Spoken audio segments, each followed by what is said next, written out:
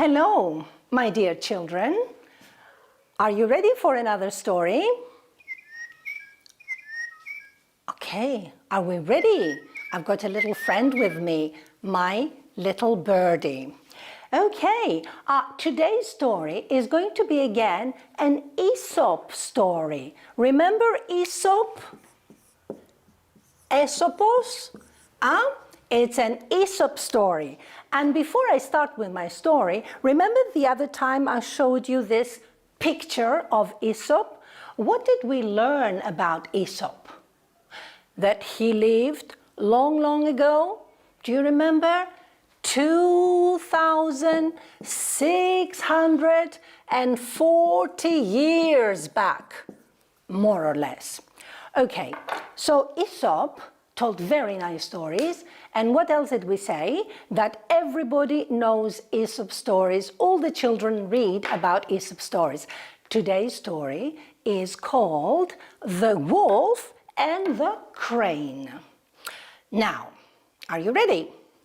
Ready, ready? Are all eyes on me? All ears on me? Okay, we're ready to go. So, who doesn't know the wolf? The wolf is the protagonist in many stories. But I don't know if you know the crane. The crane. The crane is this lovely bird. And what I like about this bird, it has got long, thin legs, long, thin neck, and long beak. Remember, the beak is like the nose and mouth of people. So the crane is this one. And what can we learn about the crane? The crane lives near water areas all over the world, in many countries. And what do the cranes eat? Well, they eat insects, and they eat berries and strawberries, and they're very beautiful animals. Okay, are we ready for the story now? Yes, we are. Okay, good, good, good, good. I'm ready too. Once upon a time, there was Mr. Wolf, and Mr. Wolf had got a rabbit. He had caught a rabbit, and he was eating it. He was gobbling. Gobble, gobble, gobble. He was gobbling the rabbit, and he was enjoying himself. But then, there was something wrong. It hurt here, and he could not swallow. He could not swallow. He could not swallow. Can you swallow?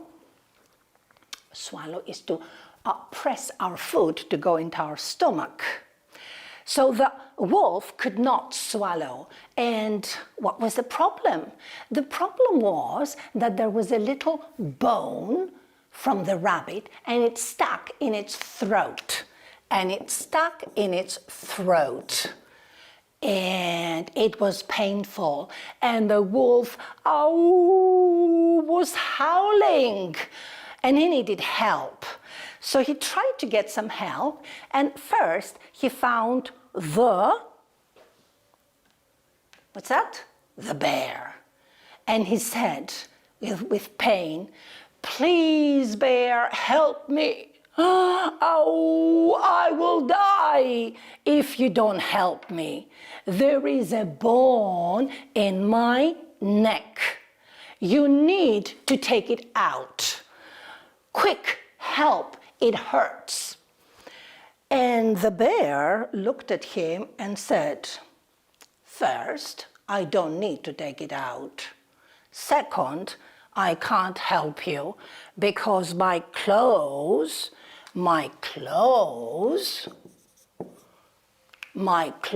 are very sharp. And if I put them in your throat, it will tear your throat." And he was right. So the wolf had to go and look for some help. So he went outside, out the forest, near a farm. And in that farm, he saw a goat. And the goat was very frightened looking at the wolf. The wolf was not really a wolf. He looked strange. But the wolf said, "Please help me, goat. I will die if you do not help me. There is a bone in my," read with me, "in my neck. You need to take it out. Quick, help, help, it hurts."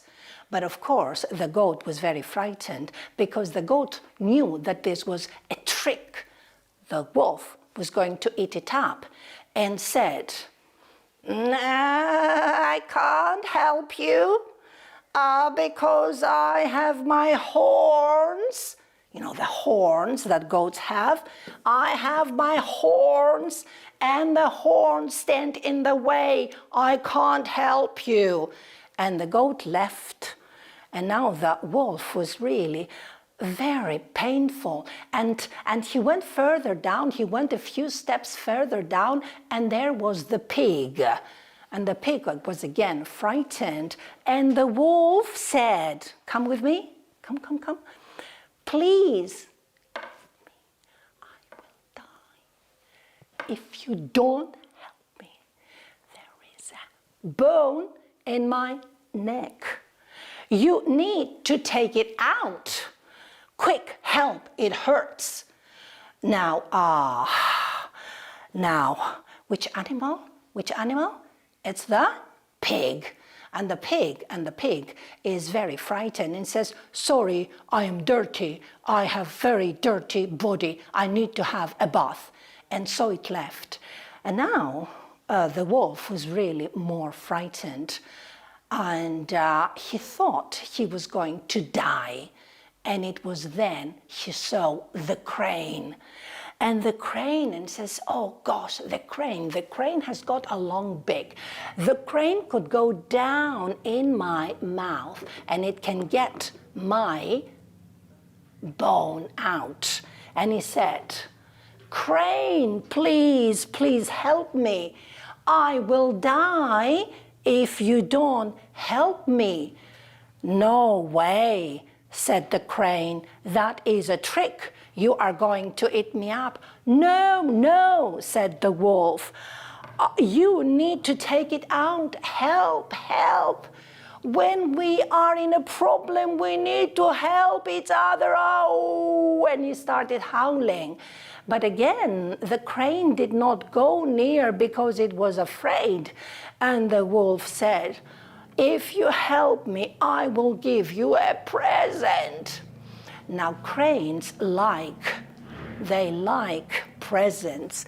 And he said, "You promise? Do you really promise you won't hurt me? If I put my hand into your neck, you're not going to bite me off?" "No, I am not going to bite you off. I'm not going to bite you off." And now the crane very slowly, but really slowly, went near, and it saw the bone. And the bone was down there. And he said, "You promise you will not hurt me?" "Yes, I won't. Be quick. I'm dying." And so the crane went down and now he pulled and it pulled and it pulled, and it was hurting. And again it pulled, and after 40 seconds, the bone got loose and it came out. And now the wolf was so happy. It started dancing and jumping and howling. Oh! And it was howling. And the crane was looking. And then after some time, the crane said, "You've got to give me my present." And the wolf turned and said, "You have your present." "No, I don't have the present. You need to give me my present." "You have your present." "No, I don't. You have your present." "Listen, crane, remember this.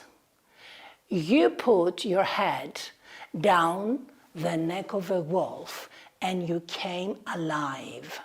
Your present took 40 seconds. my present to you takes a whole life. And before I change my mind, you have 40 seconds to run away. And poor Crane could not do anything. He just left, and he just left. And I think he learned a lesson. And that's the end of the story of the crane and the wolf. But it's not the end of our lesson. Tell me, what is Aesop telling us with this story? Can you think? What is the story about? That we keep promises? That we don't say one thing and we do another thing? Well, what I need you to do is to take a little paper, and when this all finishes, I'd like you to write a letter to the wolf. And in that letter, I would like you to tell the wolf why we must keep promises when we give them. Another thing in the letter will say why we need to be nice if we don't need the other people. We're not nice only when we need the others. We should always be nice. And also tell the wolf that it's not good to lie. And I'm going to tell you what most people do, just to help you. You know why most people do good things and are kind to other people? It's because they feel better and they sleep better at night, because they don't have much to worry about. Another reason why most people are good at kind is because they know that if they need any help, they're going to get this help. So they're not good only when they need help. And also promise that you're going to write this little letter to the wolf so that you remember the story and always carry the message with you. And now, my children, we're going to go to the second story for today. And again, for the second story, I'm going to take you to a jungle. And the name of the second story is The Monkey and the Crocodile.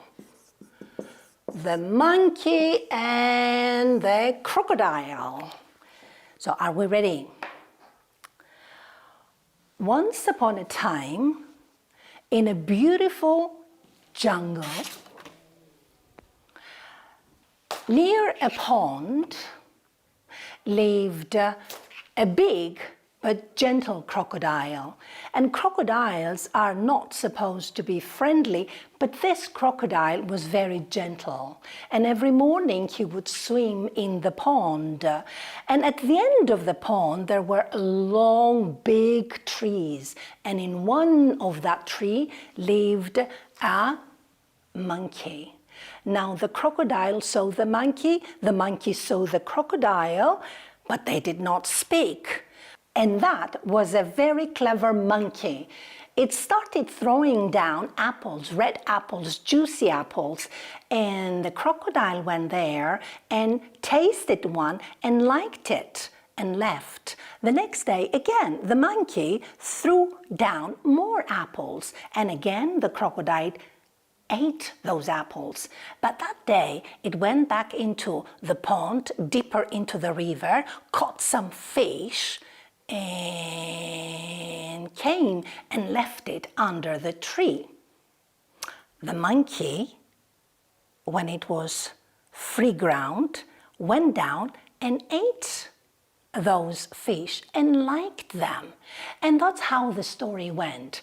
Every morning the crocodile would come with fish, the monkey would throw apples, and they became friends and spent time together. Now, Sometime later, the crocodile met a lady crocodile, and he spent time with the lady crocodile.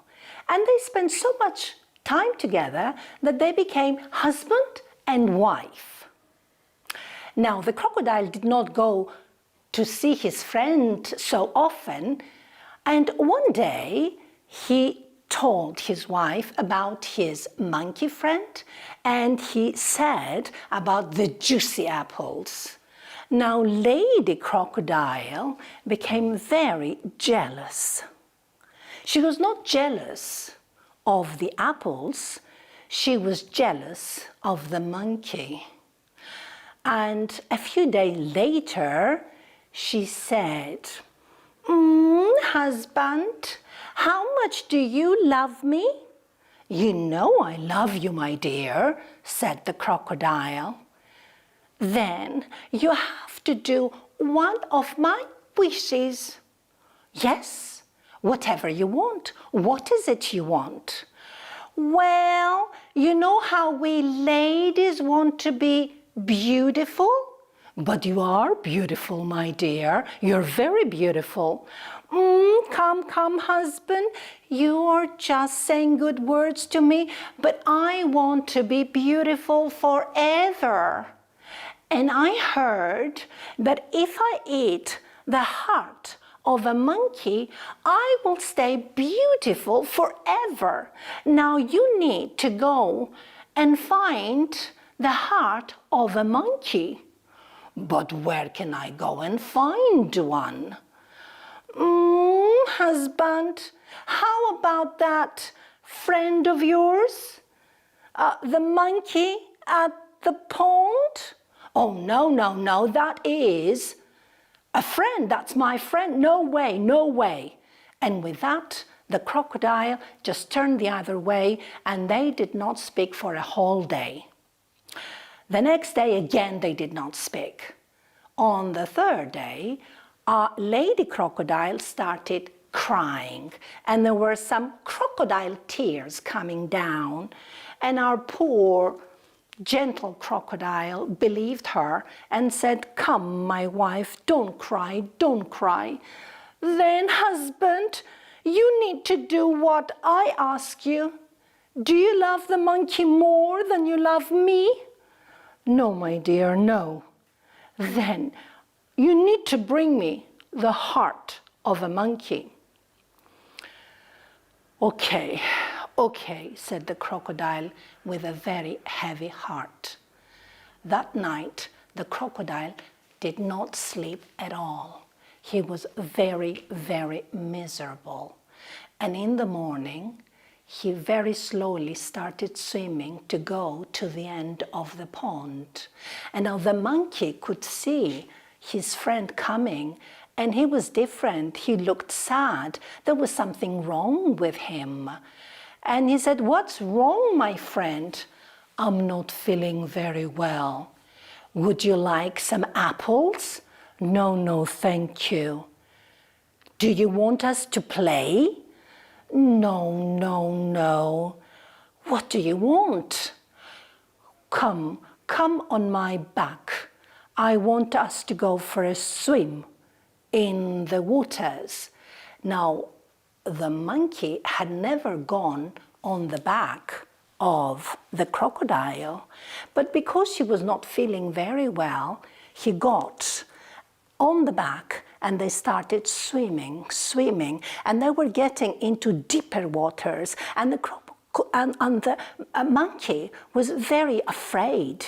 And the monkey said, "But dear friend, did you not tell me that it is dangerous, that other crocodiles are not as gentle as you? I'm not feeling safe." "Yes, I know," said the crocodile. "I am taking you to my wife." "You're taking me to your wife? Why?"